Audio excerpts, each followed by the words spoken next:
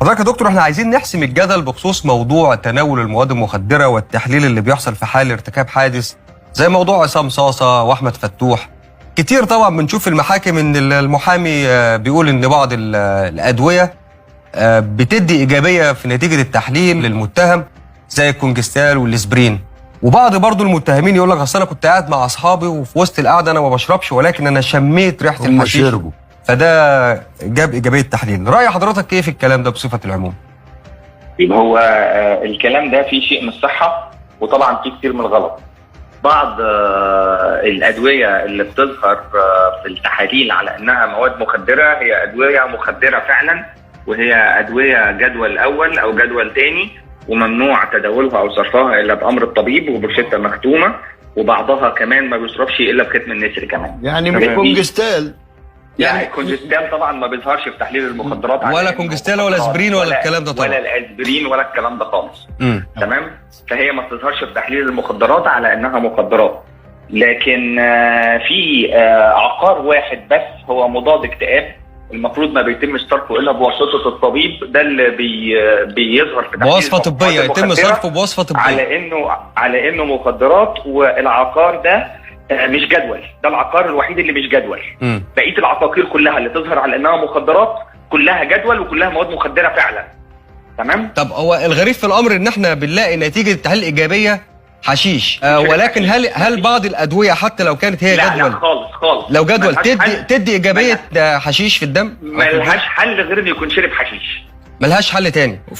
طيب لو قال بقى ان انا قاعد مع اصحابي وانا ما بشربش بس قاعد مع اصحابي في قاعده فعشان كده التحليل بتاعي طلع ايجابي، يعامل معامله اللي شرب بالظبط، لانه الحشيش بيتشرب عن طريق الشم، بيعملوه بطريقه معينه ان هم بيولعوا فيه ويشموه كمان. هو كانه بالظبط. طبعا انا في بس نقطه بالظبط شرب حشيش، نقطه واحده يا دكتور محمد. انا كان في قبل كده قضيه كانت عندي وتقرير الطب الشرعي جه صراحه وقال ان ايجابيه التحليل لازم يكون المتهم قد تناول الحشيش باي طريقه، سواء بالشم المباشر الاستنشاق المباشر او بالشرب المباشر، ولكن مجرد ان هو كان قاعد في قاعده ما هو ده الشم المباشر، ما شم لا ما استنشقش، هو قاعد بيشم، ده لا يؤدي الى ايجابيه التحليل. هو قاعد بيشم، هو مفيش حاجه اسمها قاعد في قاعده وصل صاحبه شم مش عادي، هو قاعد بيشم. يعني الحشيش بيتم تعاطيه من خلال الشرب او من خلال الشم او من خلال المضغ، وليه مستقبلات في الجهاز العصبي، مستقبلات اسمها THC ريسبتور، والحشيش بيفضل ماسك فيها ويفك بالتدريج على مدار 45 يوم. تمام. معنى كده ان ايجابيه التحليل لازم يكون شرب بشكل مباشر. يا قاعد بيشم، يعني مولع في الحشيش وبيشمه، ومولع في الحشيش وبيشمه، فهو خلاص هو بيشرب. تمام. طيب على سبيل المثال مثلا ممكن يجي لمحامي عصام صاصة او محامي فتوح يقول لك هو ساعة القيادة ما كانش متناول للحشيش ولكن كان قبل ما الحادثة بيومين او 3. ازاي بنحسم الموضوع ده؟ هل الطب الشرعي بيقدر يحسم الموضوع؟ هو حتى لو ساعة القيادة ما كانش متناول ولكن الدم فيه حشيش، لانه بيفضل قاعد 45 يوم، فهو يعامل معاملة انه كان شارب. هي بيؤثر على قدراته العقليه اثناء القياده حتى لو كان شارب قبلها ب5 ايام؟ ايوه، حتى لو شارب قبلها ب45 يوم يفضل موجود 45 يوم ويؤكد، يعني التحليل يطلع ايجابي باعتباره يعني يا دكتور انها مش اول مره يعني. ايوه بالظبط، عشان كده احنا بنحذر جدا من مخدر الحشيش اكتر من بقيه المخدرات.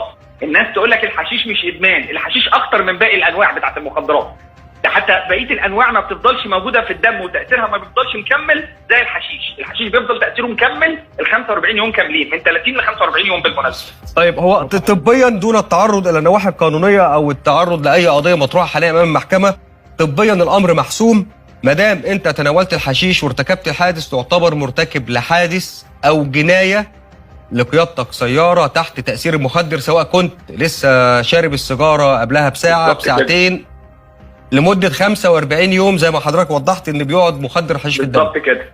الف شكر يا دكتور.